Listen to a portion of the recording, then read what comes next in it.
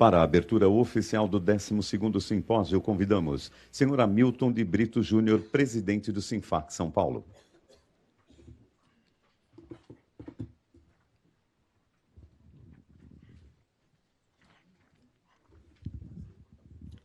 Bom dia, pessoal. Bom dia. Muito obrigado pela presença de todos. Então, em primeiro lugar, eu queria saudar a mesa aqui constituída, o deputado Alex Fontaine, do Novo. Ele já esteve aqui presente no ano passado, neste mesmo simpósio, na época como candidato ainda a deputado federal, e agora hora eleito, né, fazendo um mandato muito excepcional, e ele participa da Comissão da Reforma Tributária, e um dos temas que nós vamos colocar hoje é sobre a reforma tributária.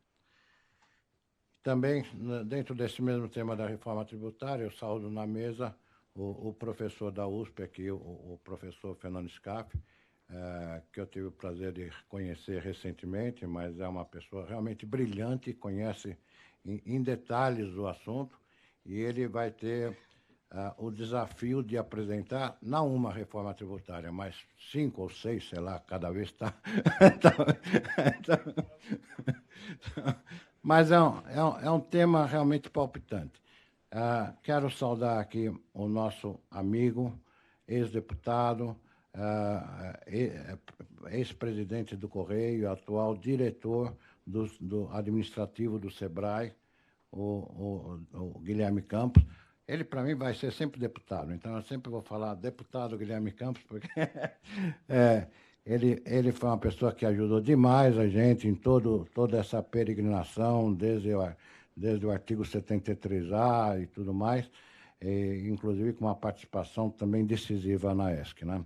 Então, depois, saudar também meus amigos aqui, os 2 vice-presidentes do sindicato, é o Marcos Garuti e o Marcos Libanori. 2 Marcos, né? Então, muito bom. Então, bom, e agora eu quero saudar todos vocês, né? Que são a razão da existência do sindicato. Muito obrigado pela sua presença. Pedir desculpa pelo atraso. Normalmente, nossos eventos começam rigorosamente no horário, mas hoje eu não sei o que aconteceu. Deu o horário e tinha 50% do público. Daí nós tivemos que esperar a turma chegar, e graças a Deus chegaram, ainda não na totalidade, muita gente ainda pelo jeito vai chegar, mas talvez a gente atrase um pouquinho, mas a gente vai tentar agilizar para compensar esse atraso inicial, né? Bom, passou agora a reforma previdenciária, e agora a bola da vez vai ser a reforma tributária. É um tema realmente palpitante, que afeta a vida de todos nós, né? Tanto como pessoa física como empresários, e nós vamos...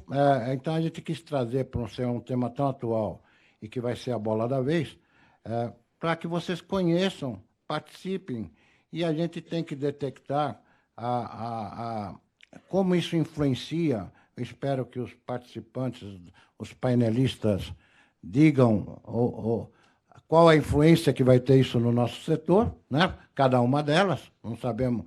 Apesar que o que vai sair lá depois no Congresso, é muito difícil imaginar, porque qualquer que seja a reforma, vai sofrer muitas alterações, e vou dizer uma coisa, não esperem, em hipótese nenhuma, que a reforma vai diminuir carga tributária, tá? Então, não vai, porque o governo precisa desse dinheiro.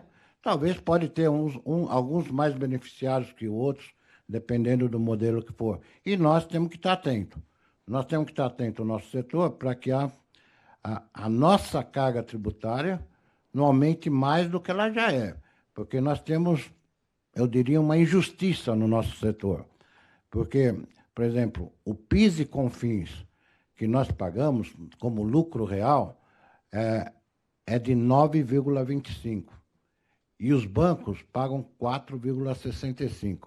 É uma tremenda injustiça que a gente espera, nessa reforma tributária, a gente vir a corrigir, tá? Porque, lamentavelmente, nós somos sempre o patinho feio do setor financeiro. Porque nós não somos nem uma coisa nem outra. Nós não somos financeira, porque não somos autorizados pelo Banco Central, mas exercemos função financeira. Então, sempre todas as leis que vêm, vamos dizer, nós nunca somos sempre no pior dos mundos da lei. Então, tanto é que a nossa carga tributária, no caso do PIS/COFINS, é maior do que dos próprios bancos, né? Muito bom. Depois nós vamos seguir o painel, vai ser sobre a ESC. A ESC, as Empresas Simples de Crédito, que nós vamos ter aqui o deputado Guilherme Campos, como sempre, né? Eterno deputado, mas eles não gostam que falam eterno porque eles querem voltar, né? É isso daí.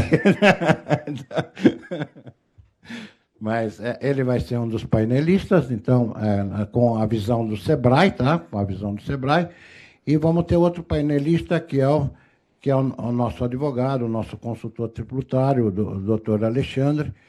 E nós já fizemos muitos eventos sobre a ESC. Nós já fizemos nesta casa mesmo um evento bastante grande, dedicado exclusivamente à ESC. Fizemos um evento em Campinas, também lotadíssimo, que homenageamos o Guilherme Afif Domingos. Fizemos uma caravana por todo o interior paulista e fizemos vários cursos também sobre essa. Eu diria que nós já instruímos cerca de 1.000 participantes já sobre ESC. É um tema que tem despertado muito interesse, e a gente percebe que o interesse que está sendo despertado não é só do nosso setor. Eu diria que a maior parte que está ingressando como ESC, pelo menos os 2/3, não são provenientes do nosso setor. É pessoal que realmente se viu atraído, que tem o dinheiro parado, que quer aplicar nessa nova modalidade. Só que é uma modalidade que tem um baita do risco. Então, muita gente está entrando. Acho que o Guilherme Campos vai apresentar os números aí. Então, muita gente está entrando, mas muita gente está entrando e muita gente vai quebrar também, tá? Então, qual que é a nossa função? A nossa função é fazer a capacitação técnica desse pessoal que está entrando. Então, e isso nós vamos fazer com bastante afinco, vamos fazer, criar cursos específicos sobre esse assunto, nós temos o nosso EAD, ensino à distância, então, seguramente vamos fazer um curso sobre ESC também, para, vamos dizer, melhorar a capacitação dos empreendedores que vão entrar no negócio. Mas as ESCs já estão rodando. E tem muita ESC aberta, muito capital já colocado, colocado no mercado, mas ainda o pessoal não está fazendo o registro. O registro na SEC, por enquanto só tem a SEC, na central registradora autorizada pelo Banco Central. Então, e a condição para que a operação tenha validade da ESC é que a operação seja registrada na central de registro, porque senão ela não vale. Ela não, sendo inválida, pode-se ter problemas em caso de inadimplência, além do que é uma prática, vamos dizer, que poderia ser caracterizada como crime do colarinho branco, porque está exercendo uma função típica de banco, que realmente sem autorização, no caso não precisa da autorização, mas essa autorização foi substituída pelo registro, e o pessoal não está fazendo o registro. Então, é uma coisa que a gente tem que alertar, e nós vamos facilitar isso daí. Então, falando em SEC, depois nós vamos ter um painel exclusivo sobre SEC, que vai apresentar um pouco os seus produtos. E nós vamos ter uma novidade muito grande para anunciar, que eu não vou ainda avisar, vou deixar vocês ficarem na expectativa esperando a surpresa, tá? Então vamos deixar para o painel lá para anunciar a grande novidade, que para nós vai ser um marco na vida do sindicato, tá? Um grande marco na vida do sindicato. Então, seguido, vamos ter um painel, vamos ter um coffee break, e depois nós vamos ter uma apresentação muito diferente. Durante todos esses 12 anos de simpósio que a gente faz, a gente já trouxe os economistas mais renomados, como o Delfim Neto, o Maestro da Nóbrega, uma série deles, certo? Então, mas hoje nós estamos trazendo um economista diferente, tá? É que ele, o Luiz Arthur Nogueira, que ele fala de economia, mas de forma diferente, de uma forma interativa e sem usar o economês. Então, uma coisa que fica bem inteligível para todos os níveis. Então, até normalmente nossos eventos tem um painel específico de desconcentração, tudo mais, para descontrair, e o dele acho que vai ser isso, tá? Como não temos esse painel, então poderá compensar. Muito bom. E depois nós vamos terminar o evento com o assunto do cadastro positivo. Não existe nada que diga mais de perto para nós, no nosso ramo, do que a aprovação de crédito. E hoje, a aprovação de crédito, aqueles tempos que a gente aprovava crédito exclusivamente com base no cadastro negativo, acabaram. Porque isso, às vezes, hoje, uma informação positiva vale muito mais do que informação negativa, entende? Então, e agora a lei foi promulgada, vai estar aqui presente o relator, o deputado Yoshi, e vão estar presentes a associação, a NBC também, que levou avante essa lei, né? Trabalharam com muito afinco, fizeram um excelente trabalho, porque tinha muita gente contrário, tá? Não foi uma aprovação fácil, teve muita negociação. Mas ela foi aprovada, o pessoal que vai estar aqui vai mostrar um pouquinho mais do que só a lei, porque ela foi regulamentada agora, a lei está regulamentada do cadastro positivo. Então, o pessoal, os grandes players vamos dizer, de birôs de crédito vão estar aqui presentes, tanto o Serasa como Boa Vista e como a Associação Nacional deles, para mostrar o que mudou e como vai ser daqui para frente. Então, que já vai iniciar praticamente imediatamente. Então, era isso daí.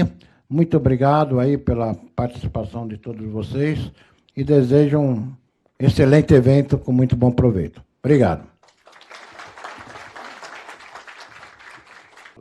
Iniciamos, então, os trabalhos deste simpósio com o tema Reforma Tributária.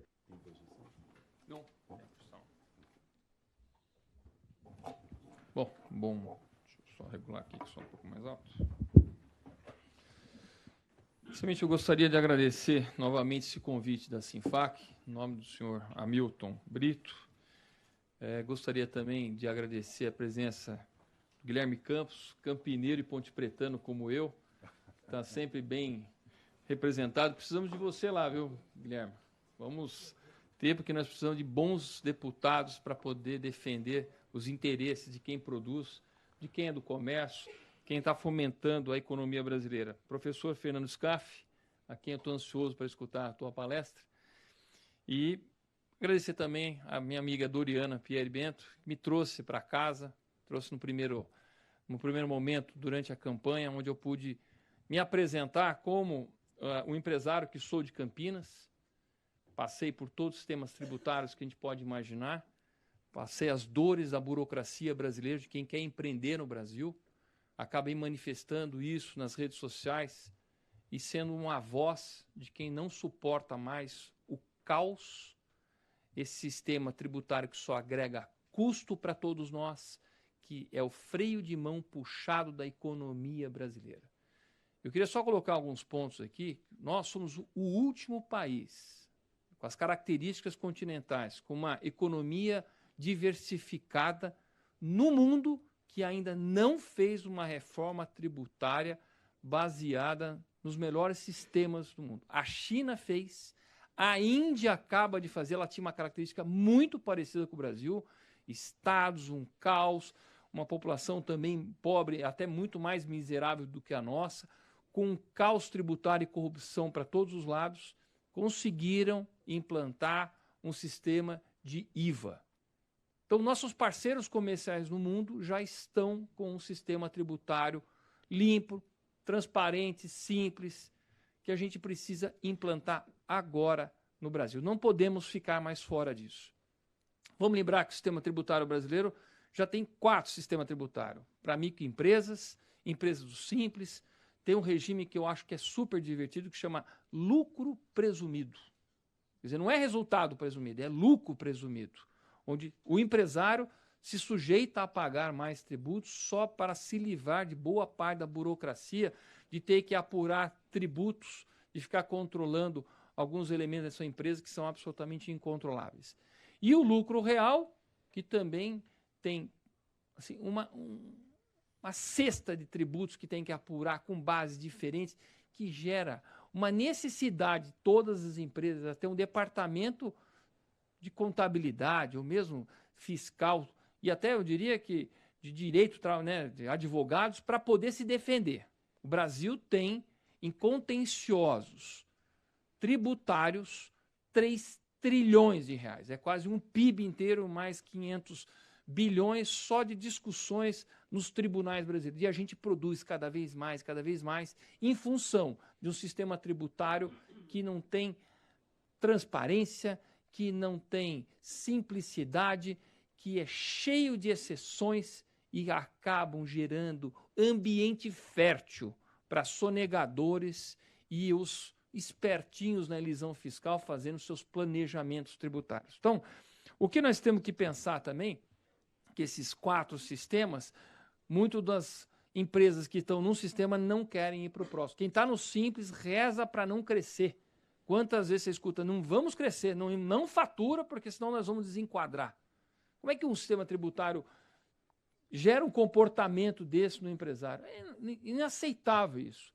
Nós não podemos. Então tem que ser um sistema tributário que deixa crescer. As propostas que estão colocadas hoje na Câmara dos Deputados, nós temos um, que é a PEC 45, que foi apresentada pelo deputado Baleia Rossi, que vem de um grupo chamado CECIF, um think tank que é da FGV. Ele pega 5 tributos, 3 federais, 1 estadual e o ISS municipal, que estão focados no consumo. E vamos falar claramente que as propostas tributárias estão colocadas aqui, tem que ter foco. Se a gente começar a querer inventar de trabalhar com renda, com propriedade, a conversa e a discussão fica muito ampla, e aí é o endereço para o fracasso, para novamente não conseguirmos fazer uma reforma tributária que está sendo discutida há 30 anos. Há 30 anos. Portanto, nós temos que ter foco. Muita gente vai querer, mas eu queria falar sobre imposto de renda, eu queria falar sobre propriedade, eu queria ser menos regressivo, progressivo, todas essas discussões estão na mesa. Mas essa questão de regressividade, que é, no caso de nós estamos tributando mais pobre, porque a tributação está mais sobre consumo do que sobre a renda, nós temos que focar no consumo, que está diretamente relacionado com a produção, ou seja, são os tributos que envolvem quem está na cadeia produtiva. Soltando esses freios, nós também temos uma aceleração, né? Estamos soltando as amarras, tirando os grilhões lá que o Paulo Guedes fala das pernas do empresário brasileiro, para poder começar a gerar riqueza, gerar emprego. Nós vamos conseguir melhorar a tributação sobre a renda a partir do momento que a gente conseguir subir a barra de salários brasileiros. Porque com 84% da população ganhando até 4 salários mínimos, né?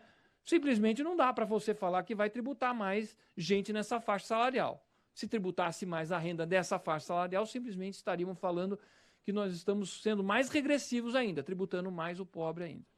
E os outros 15%, 16% que temos, eles, a certo ponto, pagam muito mais do que os 27,5% que nós falamos. Por quê? Porque boa parte daqueles 20% que a empresa paga sobre a folha para o INSS não reverte com benefício para eles, uma vez que o teto da aposentadoria de todo brasileiro mortal aqui, que está no regime geral, é de 5.800. Você pode receber um salário de 30, 40 mil reais, a tua aposentadoria no máximo vai ser de 5.800 e olha lá, né? Porque normalmente quando você está no começo de carreira, você já não está ganhando esses recursos todos. Então, o que nós estamos discutindo hoje, nessa reforma da PEC 45, é simplificação, para deixar muito claro o que cada um de nós pagamos de tributo. Uma pergunta clara, fácil de fazer, para um público como esse aqui, é quanto vocês acham que tem de carga tributária num par de sapatos? E eu faço a pesquisa aqui e vai sair de todos os números. E ninguém sabe. Por quê? Porque no nosso regime tributário, nós temos o que tem de tudo. Nós temos impostos cumulativos, que é ISS, que é PIS e COFINS para quem está no lucro presumido, é o próprio regime do Simples. Nós temos ainda uma CPMF que ficou o traço lá no IOF, que nós continuamos mantendo ela lá dentro. Nós temos imposto por fora, que é um IPI, que seria um IVA mais ou menos, mas é de base muito reduzida, porque só está na parte dos produtos industriais. Nós temos que eu chamo de uma mistura, um cruzamento de Husky com Doberman, que é o ICMS brasileiro, porque você tem que calcular o tributo por dentro para depois botar ele na base de cálculo, para depois calcular o ICMS, aí quando tiver mais IPI, aí você já calcula mais um resto de ICMS sobre IPI. Quer dizer, é uma canseira insuportável. Então, nós temos que ter a simplicidade de um sistema europeu, onde você compra um sapato, ele custa 100 euros, mais, sei lá, 20, 15 de imposto, como é o caso americano que a gente vê, e você sabe, ele está destacado por fora, ele está claro, ele é pago, fica no destino e não na origem, né? E essa é outra discussão que nós vamos ter. Não vai ter mais discussão de lei Candir, não vai ter mais discussão sobre incentivar a guerra fiscal, de você atrair as empresas para os estados. Guerra fiscal tem gente que adora, que tem gente que gosta de ver sangue, que fala quanto mais guerra fiscal melhor, porque vai ter menos tributos e assim os produtos vão ficar mais baratos para nós. E aí a gente instala fábricas de moto em Manaus. Fábricas de ar-condicionado em Manaus. Não é lindo?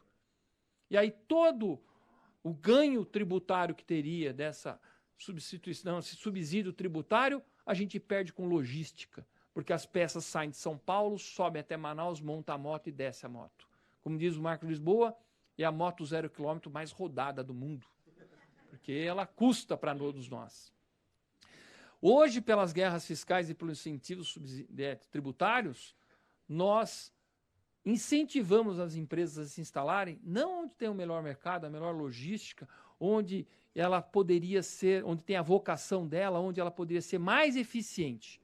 Nós incentivamos as empresas a fazerem um leilão de incentivos fiscais para poder ver onde ela se instala de forma mais barata para ela, mas não é exatamente para o consumidor brasileiro. Óbvio que nós vamos ter algumas discussões nessa reforma tributária, porque na hora que a gente termina com essa guerra fiscal, a tendência é que venham mais para São Paulo, Minas Gerais, ou mesmo por suas industrializações. E não é exatamente isso que nós queremos uma distribuição. Nós queremos que os outros estados também tenham suas indústrias. É natural que o Norte e o Nordeste vá ficar mais rico, porque como o tributo vai ficar no destino e não mais na origem, todo o mercado consumidor nordestino vai acabar ficando com os recursos dos tributos que são pagos ao automóvel, né? Então, só para vocês saberem, um automóvel que é fabricado em São Paulo, vendido em Pernambuco, o tributo fica em São Paulo e não em Pernambuco. Nessa movimentação, ficaria em Pernambuco. E aí, obviamente, as indústrias de consumo para aqueles mercados que vão ficar mais ricos se instalam também distribuindo melhor. Mas tem algumas questões que vão ser discutidas aí de fundo de participação ou fundo de incentivo para as empresas se instalarem nesses outros lugares.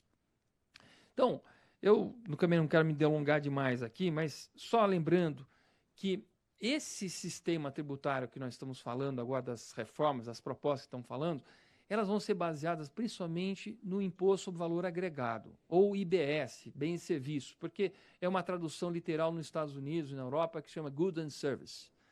Primeira questão é que pega tudo, nada mais fica fora da tributação, ou seja, locação hoje não paga nem ISS nem ICMS. Aquelas discussões também que ocorriam entre, será que rastreamento de caminhão, streaming era serviço ou era produto? Acaba essa discussão. Também acaba as discussões porque não vai ter a menor possibilidade de você fazer incentivos a setores de vidro temperado tem uma tributação, não temperado tem outra. Ração para cachorro que está crescendo tem uma tributação e cachorro que já está grandinho tem outra tributação. Não, é isso mesmo. E uma que o meu amigo Eurico de Santi fala que eu morro de rir, né? Tributação de sapato é uma tributação, para tênis, que a gente quer incentivar as pessoas a fazerem esporte, é outra tributação, aí vem alguém e cria o sapatênis. Aí ficou como? Qual que é a tributação do sapatênis? Por quê? Porque a gente fica discutindo o DNA. A gente fica discutindo o DNA das coisas. Se o cachorro tem orelha, tem rabo, se o pelo é grosso, fino. Nós temos que parar com isso. A gente só tem que discutir uma coisa. A tua operação agregou valor? Você comprou por 100, vendeu por 200, agregou 100, paga sobre 100. É natural. É a geração de riqueza. É o estímulo para você poder tributar. Minha operação tem pouco margem de lucro, é pequenininha. Eu pago pouco tributo. A minha margem é boa. Tem lá uma Apple que tem uma margem fantástica. Eu pago mais. Ou seja, ele modula, inclusive, o IVA, inclusive, incentiva com que as empresas se especializem, porque elas, independentemente da cadeia, do tamanho da cadeia, ela vai ser tributar só aquilo que agrega valor na cadeia. Então é um conceito muito importante. O que está no Senado, a proposta no Senado que é do Luiz Carlos Raul, belíssimo deputado também, não foi reeleito, mas ele está lá sempre presente nos debates, também é os moldes do IVA, do valor agregado, ao bem e serviço. Tem mais elementos na proposta dele, ele mexe com alguns outros tributos de renda, de propriedade, mas também é uma bela proposta. Então estamos convergindo para isso. O que nós não acreditamos é nas ideias terraplanistas de um imposto único sobre movimentações financeiras para poder resolver todos os tributos brasileiros. Isso é altamente distorcível. Apesar de ter um discurso bonito, fácil, né? Fácil de apurar. O banco vai lá e apura. Fácil de recolher. O banco vai lá e recolhe para todo mundo, está tudo resolvido. Não preciso me preocupar mais com isso. Mas nós temos que nos preocupar com as distorções que isso provoca na sociedade. E aí as distorções são nefastas, elas são extremamente perigosas. Também tem uma proposta do governo de desonerar a folha, importante, muito importante. Nós concordamos que tem que desonerar a folha. Mas essa desoneração iria para uma pequena CPMF, né? Como diz o outro, bater um pouquinho não dói. Eu acho que dói sim, porque, de novo, é um tributo cumulativo que entra na cadeia inteira e, se é pouquinho, ele nem tem mais o caráter de tributação, no caso de recolhimento, né? De você poder fazer a apuração. E sim quase de um controle que o governo quer ter sobre as movimentações financeiras. E se for alto, é altamente distorsivo, absolutamente. Então a ideia nossa é de desonerar a folha, mas jogar numa outra base que já entra nessa transição. Para terminar, desculpe, transição meio longa, porque a economia brasileira está organizada, baseada em conceitos muito ruins, incentivos, de setores com mais, com menos, a falta de equilíbrio em setores. E agora nós vamos ter que fazer também um outro elemento que é a equidade. Todo mundo pague igual, sem incentivos, que é isso que nós temos que tomar cuidado. Vai ter discussão entre os estados, que os estados vão querer dar incentivo para um setor ou outro, que vai lá chorar mais, mas todo mundo tem uma história triste para contar, eu sempre falo isso. Não dá, sabe? Todo mundo tem que ter a mesma distribuição sobre o valor agregado. Sistemas produtivos com baixo valor pagam menos, sistemas com mais valor pagam mais. Vai ter muita discussão ainda, gente, vai ter muita proposta aparecendo aí, mas o que é sério, o que vai para frente, e o conceito principal que vai vingar é um IVA, que é o que nós temos na Europa, nos Estados Unidos e nos nossos outros grandes parceiros comerciais. Muito obrigado.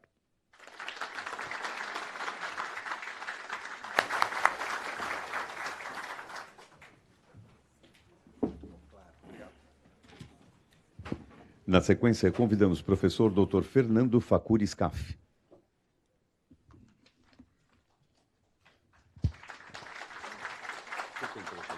Tenho. O rapaz lá está com... Só tem que projetar. Então, tá bom. Bom dia a todos. É um prazer estar aqui neste evento do Sinfac. Quero cumprimentar o presidente Hamilton. É um prazer reencontrá-lo, conhecer o deputado Alexis. Gostei muito da exposição e cumprimentar a todos. A ideia é apresentar alguns perfis das diversas reformas tributárias. Então, alguns slides, claro, e algumas críticas a todas as reformas, todas as propostas. Não tem aqui uma é a boa, a outra é ruim, não. A melhor coisa que poderia ser feito é reunir tudo, joga no liquidificador, e a gente faz uma triagem e apresenta alguma coisa adequada. E se não prosperar, tem uma alternativa, que eu também projetei aqui. Então, a ideia é trocarmos ideias gerais. Então, sem mais delongas, vamos lá. Problemas do atual sistema. Isso aqui era um slide completamente desnecessário, quer dizer, problemas todos sabemos, mas apenas para registrar. Deixa eu ver se eu acerto aqui. Aqui. Alta carga tributária, ou seja, pagamos demais. No começo de 25 anos atrás, a carga tributária era 21%, 22%. Hoje está em 33%. É um absurdo isto. Alta complexidade. O deputado já mencionou rapidamente todas as distorções, poderia falar mais uma hora sobre elas. Todo mundo sabe, vamos avançar. Regressividade, ou seja, cobra-se mais de quem ganha menos.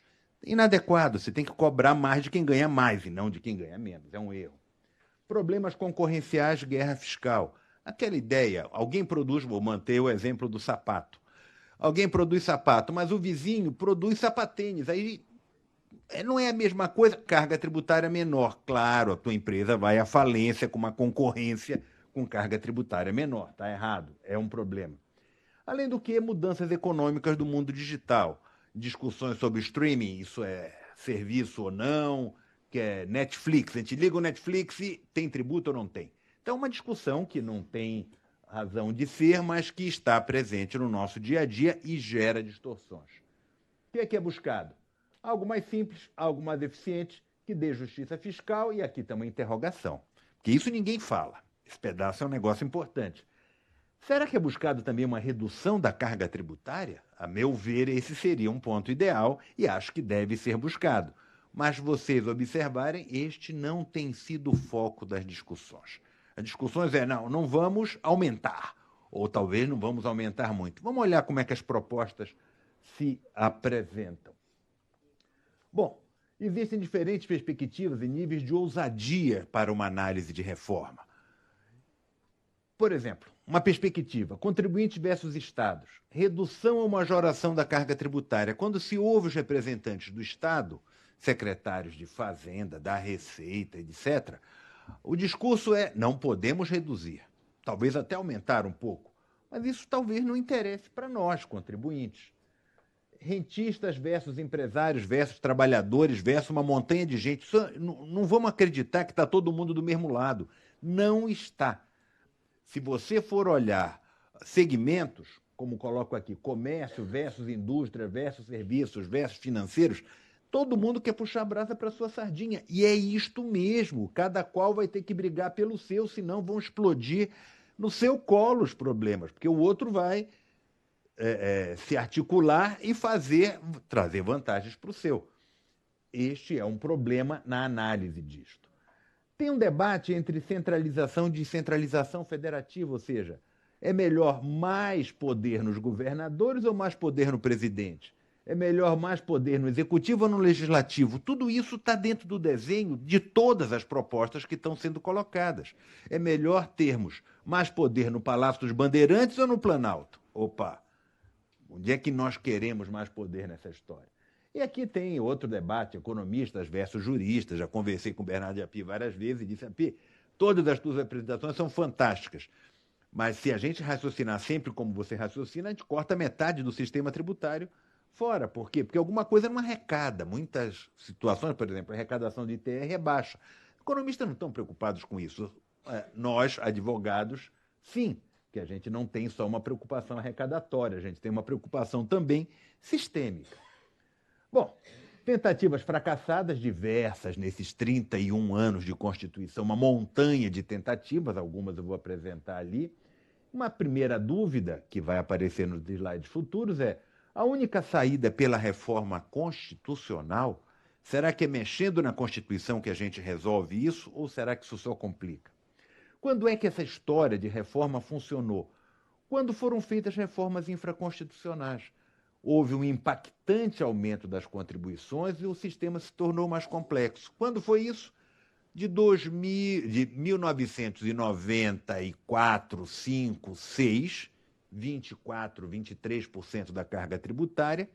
Quando veio para cá, aumentou a carga tributária, contribuições mais caras, PIS, COFINS, contribuição social sobre o lucro, CID, uma montanha de coisas subiu, ninguém mexeu na Constituição e se tornou mais complexo. Seria o caso de desconstitucionalizar a matéria? Por exemplo, uma parte da reforma da Previdência se tornou infraconstitucional. Isso aqui a gente vai regular por lei ordinária, lei complementar, e foi colocando para o lado. O que é que se pode fazer sem alterar a Constituição? Perguntas iniciais. Vamos começar. O que aconteceu? Reformas de governo passado. Alguém vai lembrar que o Itamar tinha uma proposta de reforma constitucional. Comissão Ari Osvaldo Matos Filho. Não funcionou, não prosperou. Fernando Henrique Cardoso I e II tinha a PEC 175. Muito debate, economistas de qualidade enorme, algumas propostas interessantes também não mandou. Lula I, PEC 41, que foi desdobrado em PEC 42 e 44, também não andou, ficou pelo meio da proposta. Lula II, PEC 223, também ficou pelo meio. Dilma I e II e mais o Temer, nada foi feito. O Temer chegou até a discutir aquela proposta Raul, mas não chegou a abraçar a proposta, ficou pelo meio. Bolsonaro, governo Bolsonaro, até aqui nada. Tem iniciativas da Câmara, do Senado, da sociedade civil, mas a do governo até aqui não apareceu. Tem balões de ensaio, vou botar os balões de ensaio. O que é um balão de ensaio? Ele coloca alguma coisa no jornal, claro, o jornalista adora, vai sair assim. Se tem uma reclamação da sociedade, ele recua, mas não tem uma proposta. Então você vai discutindo por balões de ensaio. Vamos ver. Existe uma proposta de um órgão técnico chamado IPEA, é um órgão de economia aplicada do governo. Não é a proposta do governo, mas eles ensaiaram um negócio interessante. Só sobre o consumo, o que é um IVA dual. IVA dual quer dizer, vou tentar simplificar a linguagem, é como se houvesse um ICMS melhorado para a União e um ICMS, aqui chamado de BBC, para estados e municípios. Então, uma ideia interessante. Ou seja, os estados e municípios agregam a alíquota do federal. E acaba PIS, COFINS, ICMS, etc. e tal. Mas você tem 2 níveis de tributação. A ideia é boa.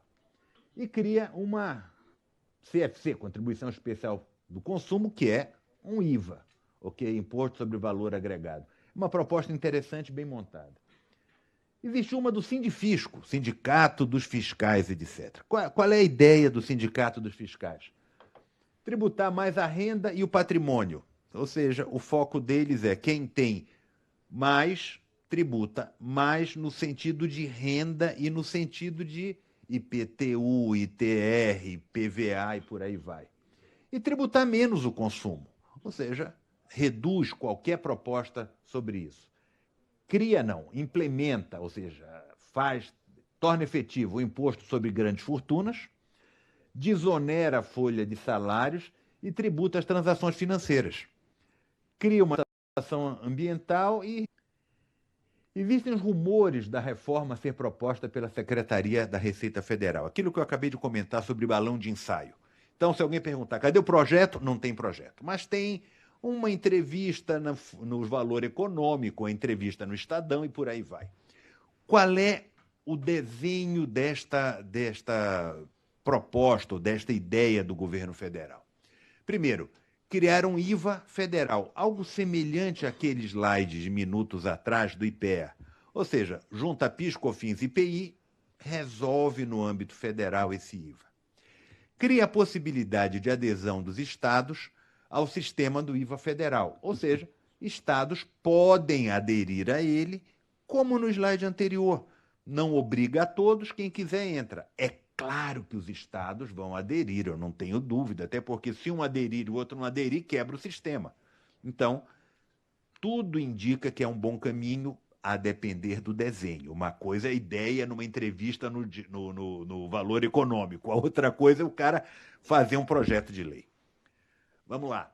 Desonerar a folha de salários. É muito bom isso aqui. Não é razoável, num lugar que tem 13 e tantos milhões de empregados, você onerar a folha de salários. É ruim. Essa ideia é boa a ideia de desonerar, sem dúvida. Criar uma tributação sobre transações financeiras, não preciso falar mais nada. É ruim, péssimo, horroroso. O deputado comentou, subscrevo integralmente. Isso não deve prosperar. De onde vem o dinheiro? Bom, tem que aumentar de algum outro local ou talvez diminuir o custo do Estado. Tem uma frase lá na frente. Reduzir a alíquota do imposto de renda pessoa jurídica. Ora, todo mundo vai aplaudir isso. Mas onde é que está a pegadinha? Na linha de baixo. Acaba com o regime de lucro presumido do imposto de renda pessoa jurídica e tributa a distribuição de dividendos. Ou seja, o cara tira de um lado, em vez de um imposto maior para a pessoa jurídica, um imposto menor, e distribuição de dividendos é um absurdo tributar isto. Por quê? Rapidamente, vocês vão entender em 2 minutos. A desoneração da tributação dos dividendos ocorreu em 1994, o governo Fernando Henrique era secretário da Receita Federal, Everardo Maciel. O que aconteceu de lá para cá? Desonerou a distribuição dos dividendos. Todavia, aumentou fortemente a tributação. Volto, de 23%, estamos em 33%. Mas tributos completamente fora de qualquer padrão de renda. Só por faturar você já paga PIS, COFINS. Quer dizer, não é razoável. Não é renda. Você pode nem ter lucro, mas já paga PIS, COFINS na entrada. Faturamento, receita bruta, não é adequado. Então, tributação dos dividendos não deve vir, é um erro do governo, exceto se ele calibrar, não com imposto de renda, pessoal, mas calibrar com PIS, COFINS. Aqui é que é a ideia. Bom, e acabar com os descontos de imposto de renda à pessoa física. Vai dar certo? Não sei, não tem projeto. Existe uma proposta, o deputado já falou, Brasil 200, extinguir todos os tributos, cobrar um imposto único cumulativo incidindo sobre movimentação financeira. É um encanto isto, é um encanto. Canto da sereia, claro. Se o cara for junto, vai morrer afogado. Mas é uma proposta encantadora. Por que não vai dar certo? Cumulativo, regressivo. E vamos lá, nenhum país do mundo fez. Quer dizer, será que a gente vai fazer uma jabuticaba aqui? Poderia falar horas sobre o assunto. Mas não é o caso, a gente tem que avançar no perfil de todos. Então, acho que esta é a pior proposta que tem. Proposta... Peraí, pulou em algum lugar. Proposta do Senado Federal. É a proposta constitucional 110, de emenda constitucional 110, e é conhecido como emenda Raule. Por que emenda Raule? Deputado Raule, do Paraná, discutiu isso durante várias legislaturas, como deputado, era a PEC 293, não se reelegeu, mas o Senado Federal, o Senado Alcolumbre, assumiu a proposta Raule e disse, vamos discutir, porque isso já está muito debatido e tal. Vantagens e desvantagens da emenda do Senado, da proposta Raule. Qual é a ideia? Extinção de tributos, consolidando bases tributárias em 2 novos impostos. Primeiro, o IBS, que é a mesma história do IVA, com algumas variações. Primeiro, é uma arrecadação estadual com parcela municipal e legislação federal. Ou seja, quem legisla? A União. Arrecada uma parte dos estados, uma parte dos municípios e uma parte da União, claro. Cria um tal de superfisco nacional. Aqui é que eu acho que o calo aperta. É aquele negócio do sujeito pegar o calo já que falávamos de sapato, né? Pegar e dar aquela apertada. Reparem só a ideia. Superfisco nacional unificado em todos os níveis federativos. Ou seja, se nós já temos problema com a Receita Federal, com a estadual, com a municipal, já imaginou todo mundo junto num pacote só, no mesmo tributo? Então você vai precisar de uma autorização para alguma coisa, sei lá, e vai ser um caos. Eu vejo aqui um problema, mas nunca se sabe o que é que se pode desenhar a partir daí. Regra do princípio do destino, aquilo que o deputado falou, ou seja, o imposto sobre consumo deve ser cobrado aonde? No consumo. Ou seja, o consumo vai ocorrer aonde? Fernando de Noronha, é lá que tem que ser pago o imposto. Então, aqui tem lógica, não tem dificuldade. Problemas, alíquotas homogêneas em todo o país. A ideia de alíquota homogênea é boa. Observem que vai variar para o próximo projeto a ser comentado. Homogêneo quer dizer, em todo o país, microfones terão a mesma tributação. Em todo o país, as empresas de factory terão a mesma tributação. Parece adequado, você não tem uma por cada estado. Mas observem que o homogêneo aqui muda no outro projeto a despeito do nome parecer semelhante. Veda incentivos fiscais, benefícios de baixa renda se ocorrerão através de gastos públicos e não da redução da receita. Ou seja, princípio uniforme.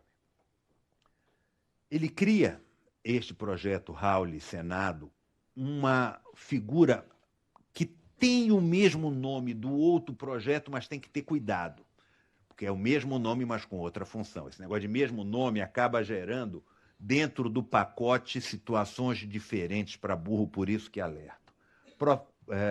Projeto Rauli Senado tem um imposto específico chamado imposto seletivo. O que é o imposto seletivo para este projeto? Vai alcançar combustíveis, cigarros, energia elétrica, telecomunicações, automóveis, bebidas alcoólicas, não alcoólicas. É aquilo que os americanos chamam de excise tax, com função arrecadatória. Por que chama atenção? Observem que até telecomunicações e energia elétrica estão nesse pacote, explicitamente. É diferente do que a gente vai ver adiante. Bom, outras propostas da PEC 110. Extinção da contribuição social sobre o lucro, transferência do imposto de transmissão dos estaduais para a União, ampliação da base do IPVA, cria um adicional do IBS, ou seja, aquele IVA que se fala de IBS, ele já cria um adicional ao mesmo tempo que cria o imposto. Enfim, outros aspectos que a gente poderia aprofundar, mas que fica como registro. Chegamos à proposta do Bernard Api, que tramita na Câmara dos Deputados, apresentado pelo deputado Baleia Rossi, do PMDB de São Paulo, já foi aprovada na Comissão de Constituição e Justiça e está em debate na comissão especial criada. Qual é o perfil desta proposta, que é a mais avançada de todas, avançada em termos de trâmite?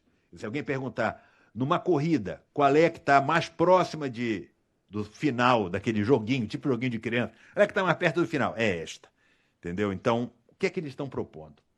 É a tal da PEC 45, que também cria o IBS com arrecadação fatiada entre União, Estados e municípios, extingue toda esta sopa de letrinha aqui, IPI, PIS, COFINS, CID, etc. Alíquota única sem seletividade. Aqui que eu faço o paralelo com o anterior. Se o anterior era alíquota homogênea, aqui é alíquota única. O que quer dizer? Qual é a diferença de um para o outro? Usei o exemplo de antes, tributação uniforme para as empresas de fomento ou microfone. Aqui é tributo único, único no sentido de alíquota única. Quer dizer, qual é a tributação do alface? 20%, pode chegar até 25%. Qual é a tributação do microfone? 20%, pode chegar a 25%. Tributação das empresas de fomento mercantil, só a do consumo, 20%, podendo chegar a 25%.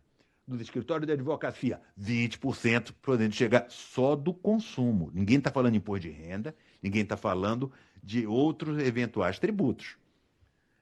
Portanto, a alíquota única sem seletividade, que, a meu ver, é um grande problema. Grande problema.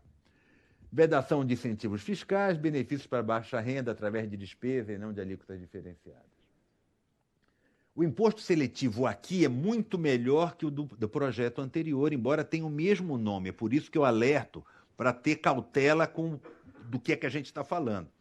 O imposto seletivo aqui tem função extrafiscal, isto é, não arrecadatória, para desestimular o consumidor de certos bens e serviços. E está no projeto, como exemplo, cigarros, bebidas alcoólicas, etc. Repare a diferença. No outro, aquele do Senado, do Raul, ele fala em telecomunicações, ele fala em energia elétrica, ou seja, lá é arrecadatório. A lógica aqui, a despeito de também se chamar de seletivo, não é arrecadatório, é desestimular alguns projetos, algumas coisas que se entenda que não devam ser colocadas. Bom, críticas a todos os projetos. Vamos para as críticas. Unificação de tributos pode até simplificar, mas não torna mais justo e nem menos regressivo. Pode ocasionar apenas a mudança de nomenclatura. Portanto, o projeto do governo federal, quando vier, de acordo com o balão de ensaio, de juntar PIS, COFINS, CID, IPI, é bom, é legal. Não mexe com a estrutura federativa, vê se os estados querem ou não querem aderir e vamos ver como é que vem. Tem projeto? Não tem, tem balão de ensaio. Não se tem em nenhum deles, nenhum dos 5 aí apresentados, a exata dimensão sobre a carga tributária se aumentará ou diminuirá. Este é um aspecto importantíssimo. Se aumentar, nós vamos estar em mais sufoco. Ninguém fez conta, tá certo? Você vê até o projeto, deputado, do deputado Baleia Rossi, a PEC 45, o que é que eles fazem? Eles colocam 50 anos.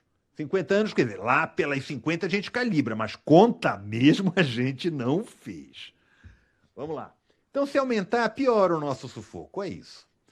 Bom, se diminuir, se ninguém olhar a despesa, vai explodir isto lá para frente. Porque se não corta a despesa pública, o que a gente está fazendo é adiar um problema. Por quê? Porque nós teremos dívida lá para frente.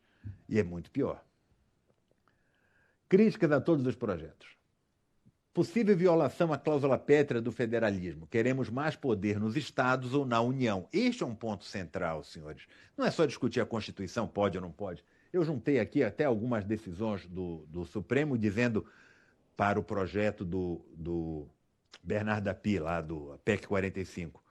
Posição antiga do Supremo é dizer não pode, você não pode juntar tributos estaduais com federais e fazer um pacote só. Se quiser, faça o pacote dos federais e os estaduais aderem. Mas não pode fazer um pacote só. O Supremo vai manter essas decisões anteriores? Não tenho a menor ideia. Sei lá. Entendeu? Já era é outro Supremo. O ministra Ellen Grace já aposentou, não está mais no Supremo. O ministro Carlos Veloso aposentou, não está no Supremo.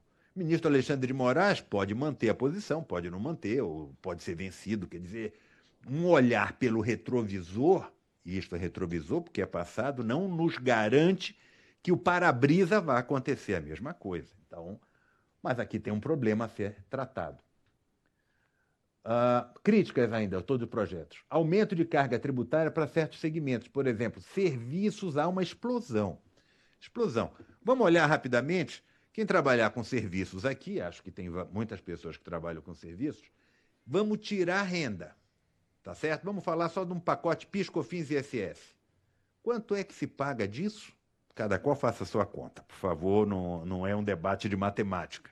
Mas vou dizer, vai passar para entre 20 e 25 só nessa carga, sem contar imposto de renda. Então, o aumento no setor de serviços é seguro e explosivo. Ninguém está falando isso, tem que falar claro, que alguém está pagando esta conta. Transições longas. Um desses projetos prevê 50 anos de transição. Qual é o problema aqui? Problema, senhores, nós estamos no Brasil e nós nos conhecemos. Nós estamos num país onde as pessoas, um pergunta para o outro assim, como vai? O outro não diz só como vai. Vou bem, tipo americano, né? How do you do? I'm great. Acabou. Não, o cara abraça, pergunta da avó. Então, em 50 anos, alguém vai chegar e vai dizer o seguinte: uma boa ideia aquele imposto, inclui este da transição e mantém o resto. Tem que ter cautela com isso. Bom, a história do imposto único, qual é o risco? Bom, o risco é virar um país das criptomoedas. Pensa bem, hein? Se o Bitcoin já é valorizado, já se usa, etc., imposto único foge isso do Brasil, não tem a menor dúvida. Vai explodir o uso disso. Bom, E aqui vou caminhar muito rápido, porque não quero mais tomar o tempo de vocês. Sugestão para encaminhamento do problema. Tem projetos melhores, piores, já disse, o ideal seria fazer uma conjugação de todos. Mas e se, tem sempre o e se, acontecer o que aconteceu com os governos anteriores e isso travar? Para tudo? Não. A ideia é não parar tudo. Qual é a sugestão? Reformas infraconstitucionais. Qual é o pressuposto? Imposto bom, imposto velho. Quando alguém fala ISS, a gente sabe o que é. ICMS, todo mundo sabe o que é. Todo mundo sabe as críticas, todo mundo sabe o que é, onde é que está o calo. Primeiro, temos que simplificar. Não dá para, no Brasil, nós termos um funcionário na área contábil para cada 200 funcionários. Na Europa, é um funcionário de contábil para 500. Estados Unidos, um funcionário da área contábil para 1.000. Quer dizer, não pode, a gente está demais, não dá. Qual é a proposta? Sistematiza a coleta de informações fiscais, reduz a complexidade do PIS/COFINS. O problema que por exemplo, as empresas com mão de obra intensiva e as empresas com poucos insumos geradores de crédito estão perdendo espaço no sistema de PIS/COFINS. Não pode ser, tem que ter uma solução que não passa pela reforma constitucional. 2, redução de multas. Apenas no âmbito federal. Tem multa de 75%, tem multa de 50%, tem multa de 150% e tem o agravamento da multa que aumenta em 50% as multas anteriores quando tem... É o caos, entendeu? Então, o que é que tem que fazer? Bom, em âmbito estadual e municipal tem muito pior por aí, não tem dúvida disso. O que é que tem que fazer? Reduzir multa para o mesmo patamar que são dispostas nos parcelamentos especiais. Por que todo mundo adere ao refis? Porque cai a multa. Por que não cobra multa regularmente como é no refis? Precisa mexer na Constituição para isso? Precisa de 3/5 dos deputados, mais 3/5 dos senadores? Mas não precisa. Resolve isso. Em vez de gastar tanta energia com a reforma, que eu acho positiva, acho ok se a gente convergir, mas tem coisa que precisa ser feito antes. Reduzir aberrações. E aqui aberrações é só exemplo. Taxa de fiscalização de recursos minerais, recursos hídricos, petróleo e gás. O município cobra uma montanha de taxas, e fundos, Lei Complementar 110, cobra 10% sobre o montante dos depósitos efetuados na conta do empregado na despedida sem justa causa, quando a função dessa norma já acabou. Ou seja, tem que resolver isto. Tem proposta aqui, reforma infraconstitucional, tira estas aberrações, cobra taxa em situações específicas, mais fechadas. Acabar com a substituição tributária. Esse poder de substituição dá um poder quase imperial aos governadores e secretários de Fazenda. Claro, se a gente está legal com o governador, está legal com o secretário, opa, vamos, segue, é dos meus. Mas não é assim. Tem que acabar com isto. O que é que acontece hoje? Com o SPED fiscal, com a fórmula que já existe de todo o controle das receitas, dos fiscos sobre a nossa atividade, precisa mais de substituição tributária. Isso atrapalha. Dívida ativa, então, não vamos nem falar. Essa daqui, a última grande reforma sobre o assunto foi em 1980. E o que é que tem que fazer aqui? Aumentar a possibilidade de negociação das exigências inconstitucionais e legais.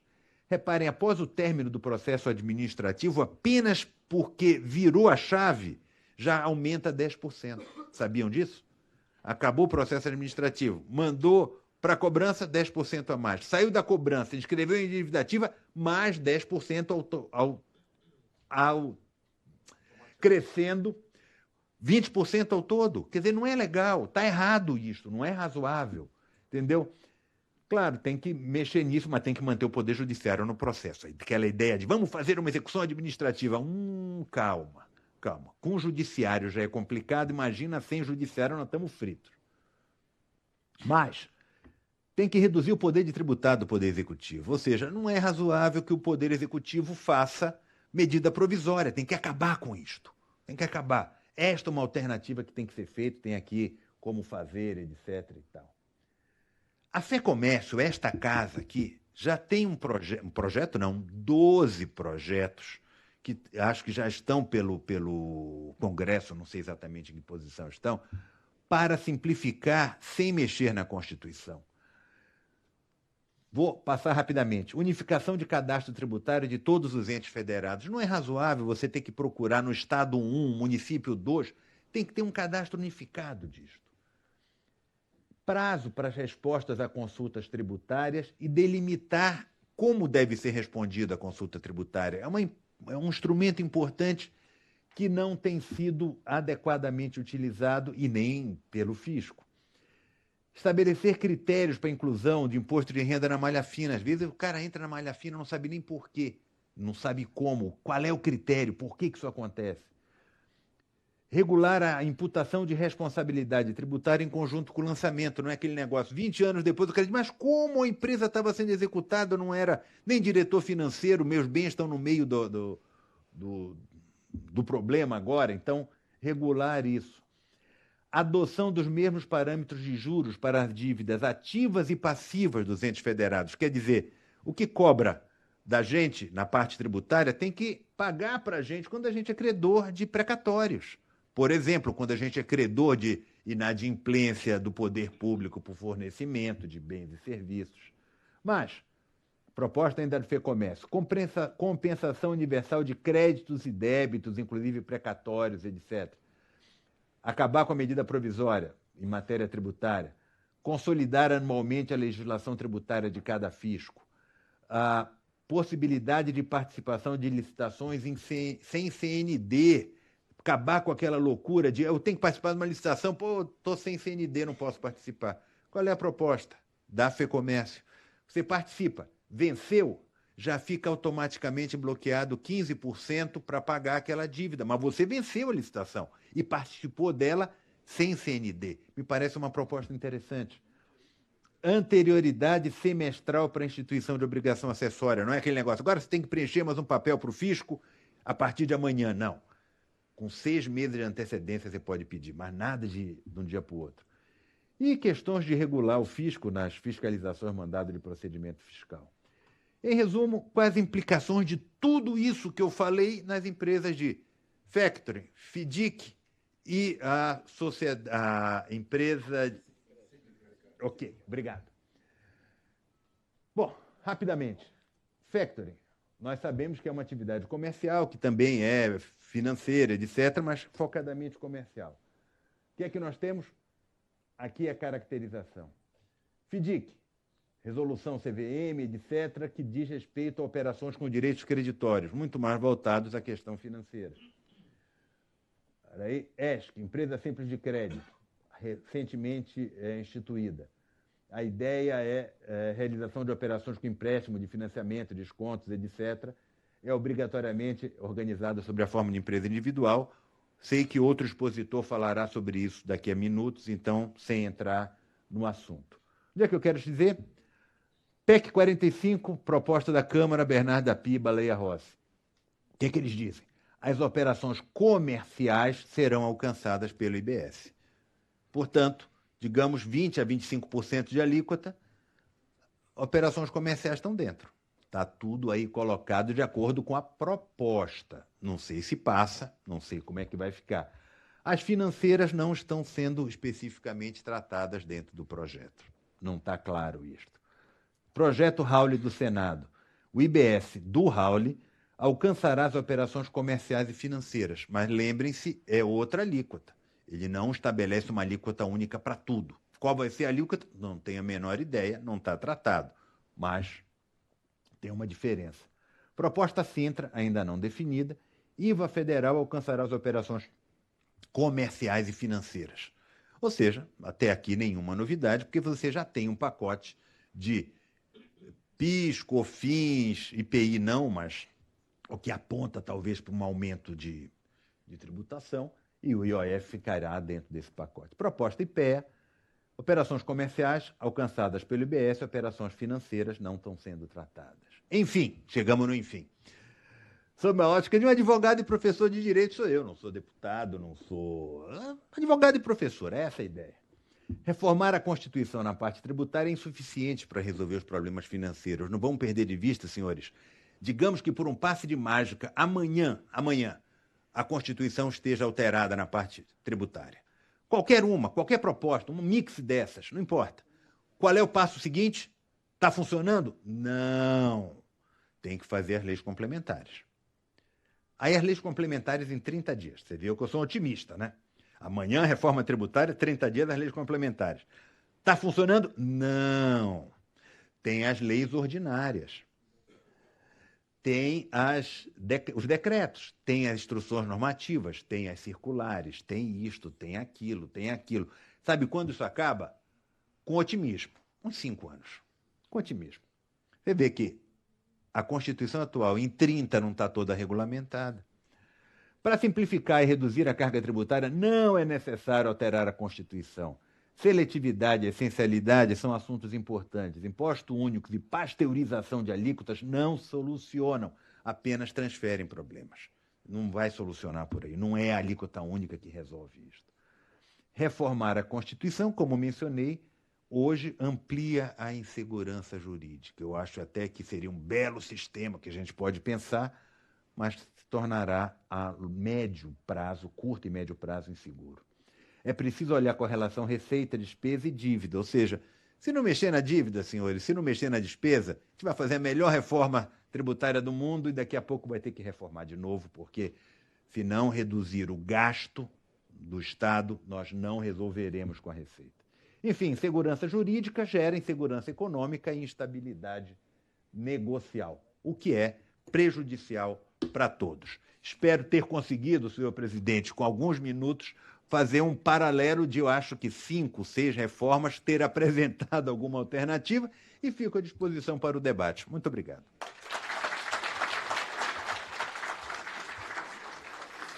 Nós agradecemos, então, a todos que fizeram parte desse, que foi o primeiro painel do 12º simpósio. Convidamos o diretor Pio Daniele para entregar uma lembrança do 12º simpósio ao deputado Alexis. Antes de finalizar, eu sei que nós estamos com o avançado da hora, eu só queria fazer 2 menções aqui. Então, primeiro, o professor Scaff é uma pergunta para o deputado Alex, e outro é um pedido para o deputado Alex. Primeiro, ele mostrou que tem uma chance, talvez como envolve o poder dos estados e municípios, tem uma chance do negócio emperrar e não ser aprovado nenhuma das reformas, a não ser um critério de simplificação aí, né? Mas eu queria saber qual é o sentimento seu como deputado lá nos bastidores do Congresso, se essa é uma hipótese viável, do negócio de não acontecer uma reforma e realmente ficar tudo como está, com uma simplificação. Então, eu acredito que ela vai acontecer sim, de qualquer forma. Todos os deputados de todos os partidos, é engraçado que não entra a discussão ideológica nessa reforma tributária.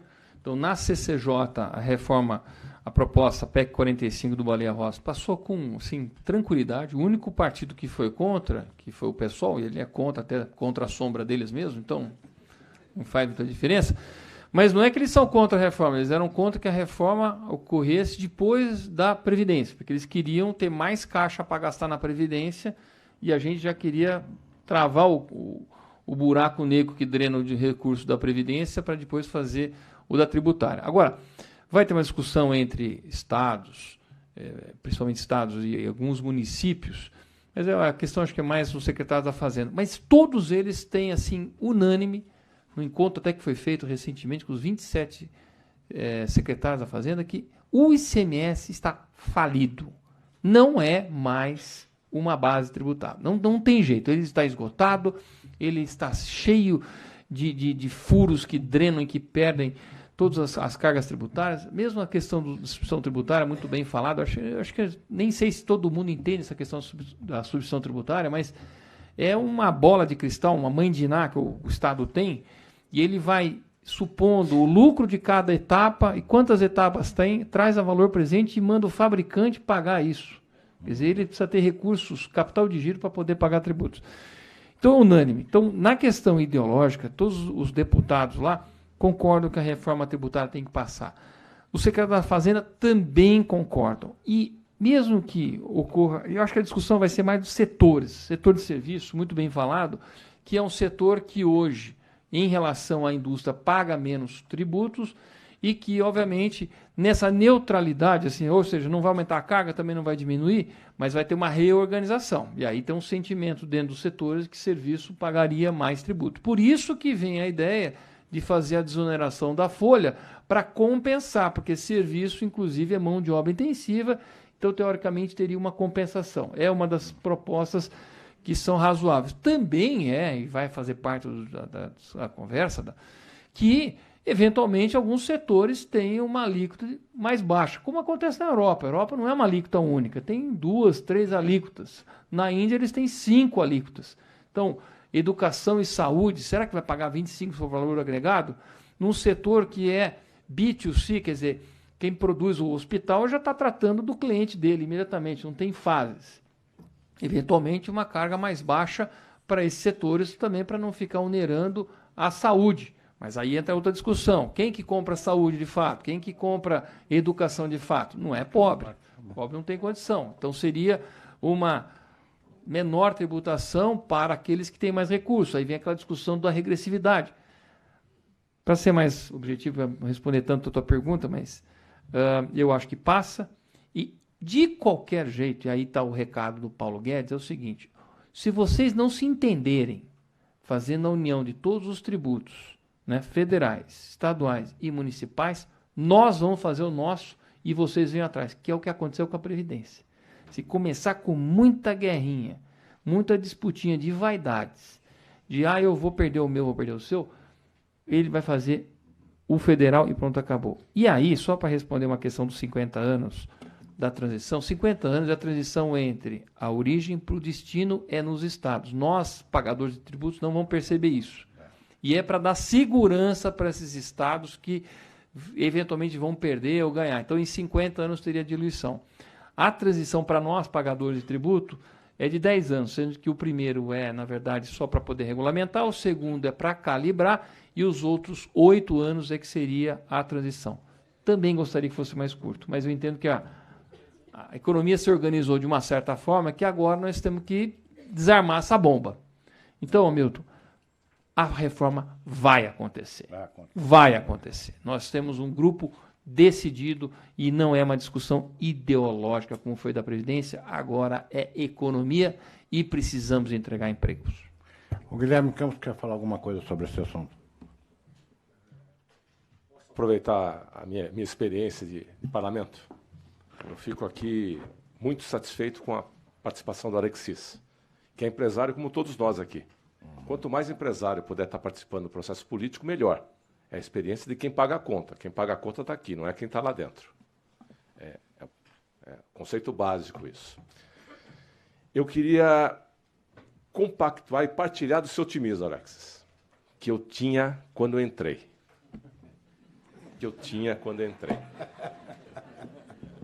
Não, eu tenho que passar a experiência. Para que você não incida nos mesmos erros que eu incidi. Eu achei que podia contribuir no processo tributário. Apresentei uma PEC, a PEC 136/2007, que proibia a criação de novos impostos enquanto a reforma tributária não acontecesse. A PEC está lá, está bonitinha lá, está viva, mas não acontece. Apresentei um projeto diminuindo o período de decadência de impostos. Decadência de impostos é o quanto tempo o fisco pode questionar aquele lançamento. De 5 para 2 anos. O fisco matou. Apresentei um projeto proibindo os fiscos de te obrigar na compra de equipamentos e soluções sem que você pudesse compensar esse gasto dos impostos futuros. Matou. Apresentei um projeto que aquela empresa que estivesse inclusa no SPED estava livre da substituição tributária. O fisco foi lá e matou. Várias iniciativas como essas aconteceram e não iam para frente porque o fisco é diligente, é competente. Se existe alguém que é competente no Brasil, é o fisco. É a guarda pretoriana da República. É verdade. todos muito bem formados, todos, sem distinção. E quando a gente discute reforma tributária, a gente tem que discutir tendo uma coisa na cabeça. Quem quer abrir mão de dinheiro e poder? Quem quer abrir mão de dinheiro e poder? Só. E quando você colocou a questão do sangue, o único sangue que está em jogo aqui é do contribuinte. O que se discute é como vai cobrar e como vai dividir. Ninguém está preocupado se vai diminuir a carga.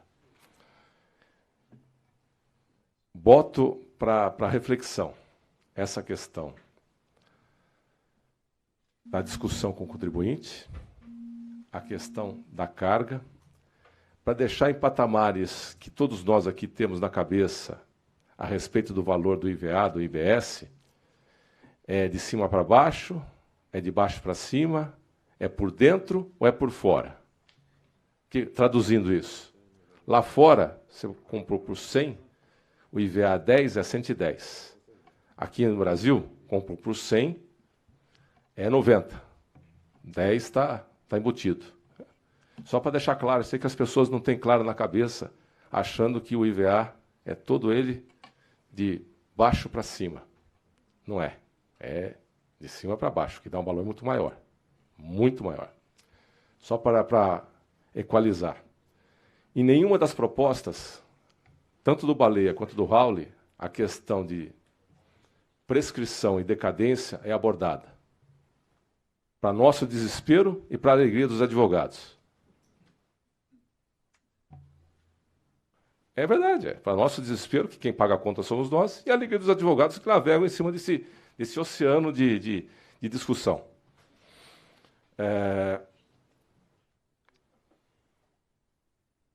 Eu fui o único caso que posso falar isso que eu vou falar para vocês.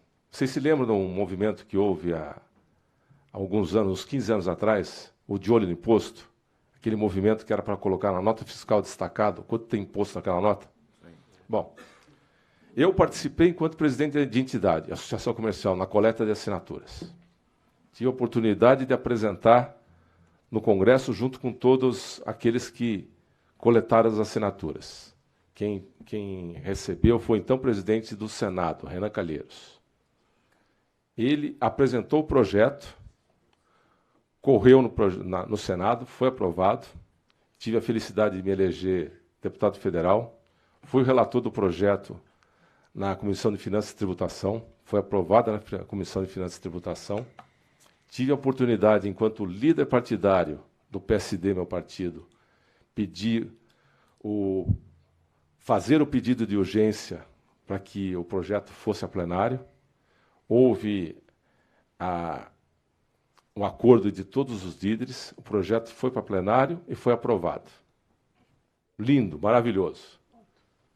Está aprovado, está lá. Qual que é o meu desespero? Não consegue calcular na ponta quanto que é o valor aproximado. Não consegue. A Receita não aceita.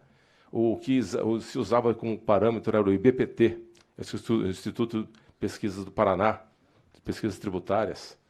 Não aceitaram. E isentava a micro e pequena empresa. Por quê? No Brasil não consegue achar o valor dos impostos. Não consegue. Eu me senti um cara enganado comigo mesmo, pelo meu otimismo que isso pudesse estar ajudando na hora de colocar a público quanto que tem de imposto em cada transação. Vejo com muita preocupação a velocidade com que correu o projeto do Baleia, que é de iniciativa de Bernardo Api. Ao longo da minha vida parlamentar, nunca vi um projeto sobre reforma tributária correr tão rapidamente. Nunca, nunca. Me dá um medo isso daí. Me dá um medo. O deputado Raul é um deputado extremamente conceituado dentro da Câmara. Foi secretário da Fazenda do Paraná por duas vezes. Veio do Senado para a Câmara. As duas vão se encontrar.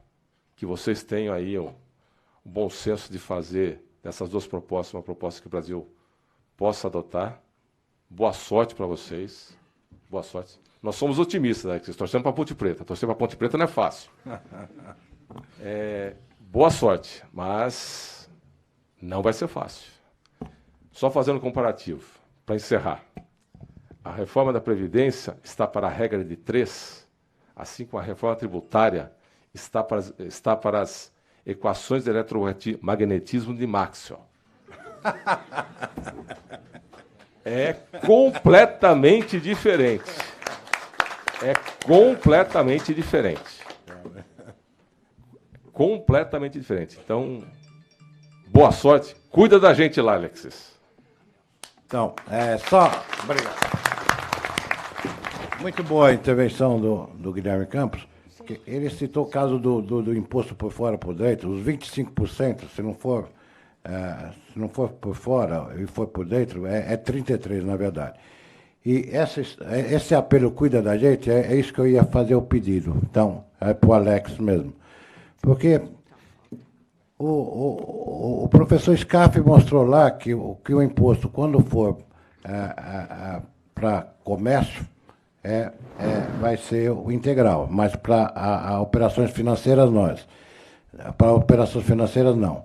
Mas nós somos aquele patinho feio, que nós somos considerados como comércio, que nós estamos comprando títulos. Então, e por isso nós temos aquele diferencial que os bancos pagam 4,65 e nós pagamos 9,25. Então, nessa reforma, nós precisamos dar um jeito de acertar essa distorção. E queremos pedir tua ajuda, parece que ainda está em tempo de emendas, se for o caso, para a gente incluir, tá? É isso daí, obrigado. Eu só queria responder o Roberto Campos. Roberto Campos, já estou tímido. Guilherme, uma característica do empresário, e você tem essa característica, e vários de nós temos essa característica assim, é que não sabendo que era impossível, a gente vai lá e fez. Porque se você acha que é impossível o teu negócio, você já nem começa. E nós não acreditamos que o impossível faz parte do nosso vocabulário. Roberto Campos dizia que todo otimista é mal informado. Por isso eu estou me informando bastante para saber as brigas que nós vamos ter que enfrentar lá. Parabéns pelas tuas proposições, Guilherme. Exatamente por isso que eu falo que faz falta mais deputados com essa iniciativa para poder defender o cidadão contra o Estado. O que está acontecendo hoje, está nas mídias, então não é novidade que eu estou falando, a Receita Federal está com um grande problema interno. Com os novos secretários que chegaram lá, há uma insubordinação direta lá dentro e ninguém quer se mexer. O E-Social é um caso típico do que está acontecendo lá dentro, que estava lá dentro, uma briga tremenda. Marcos Cintra tem que resolver a questão, porque eles se sentem num poder paralelo. Eles, obviamente, estão cuidando do caixa do Brasil, dos recursos, então há realmente uma equipe muito competente lá dentro, mas nós estamos mudando. Não pode ser que essa Receita Federal fique achando que ela vai estar num poder paralelo, isolada, fazendo o que quer. Existem novas diretrizes, existe a reforma tributária necessária, e quando vamos falar de tributos, não é a sua arrecadação que conta, não. Tem que contar o que o pagador de imposto passa e a dificuldade que ele tem. Porque é muito fácil falar, olha, tem mais aqui uma obrigação, faz aí mais uma linha de programação no teu sistema tributário brasileiro. Eu vou falar uma coisa que estamos falando agora há pouco, o pessoal da SAP estava comentando comigo. No sistema tributário brasileiro, eles têm 20 mil linhas para programar só para poder pagar. SAP, as outras empresas aí. O mesmo SAP na Alemanha tem 50. E as 20 mil brasileiras estão o tempo todo modificando, porque muda o tempo todo as regras do jogo. É insano isso. Isso é custo. Isso vai parar no preço do produto. Então, Roberto Nova, mas Guilherme, que eu estou chamando de Roberto Campos. Guilherme, temos que acreditar, sabe? Não dá. Pode ser que nos últimos 4 anos a gente chegue lá, não conseguiu, mas lutamos que nem você lutou para esse monte de proposição. Você não tem a gente para poder lutar lá, quem que vai estar defendendo por nosso sistema produtivo? Então, vamos eleger mais gente do setor produtivo que entende a realidade para poder tomar conta daquilo e fazer o Congresso trabalhar a favor. Mas eu sinto que existe um sentimento comum. É verdade que muitos deputados não entendem na matéria tributária, não sabem onde estão os tributos, o que vai acontecer. Mas todos têm o sentimento de que é popular e de que aquilo gera emprego. E não estamos falando só de grandes empresários, estamos falando do micro, pequeno, está cansado, ele não sabe que paga muito. Nós temos que limpar. Só para fechar, só vai reduzir a carga tributária quando a gente fizer uma outra reforma, que é a reforma administrativa do Estado brasileiro. Do jeito que está, Não é na tributária que se faz isso. A redução de custo acontece em outra. Portanto, essa reforma, de fato, ela não vem para reduzir carga tributária, mesmo porque a carga tributária brasileira é do tamanho do Estado, mais um déficit de 140 bilhões por ano. Então, vamos ser francos, papo de falar que vai reduzir carga tributária nessa reforma é populismo puro. A reforma só vai acontecer, quando muito bem dito pelo professor, reduzir o custo do Estado, que é na reforma administrativa. Gente, eu vou ter que me ausentar, desculpe a grosseria, porque eu tenho que ir para o INSPER correndo, que eu tenho um outro evento lá. Tá ok? Não, mas acabou mesmo. Só receber Obrigado. o troféu aí, pô. Muito bem, encerramos então agora o primeiro painel do 12º simpósio. Convidamos o diretor Pio Daniele para prestar uma homenagem aqui, entregando uma lembrança ao deputado Alexis Fontaine. Convidamos também a conselheira fiscal Doriana Pieri Bento para entregar então uma lembrança ao professor Dr. Fernando Facuri Scaffi. Perdão, então seu Pio para o Facuri, para o professor Dr. Fernando Facuri Scaffi, Doriana Pieri Bento entregando então uma lembrança para o deputado Alexis Fontaine. Convidamos também o diretor Fernando Regadas para entregar uma homenagem aqui ao presidente do Sinfac São Paulo, senhor Hamilton de Brito Júnior. Obrigado, não esperava essa. Tá bom.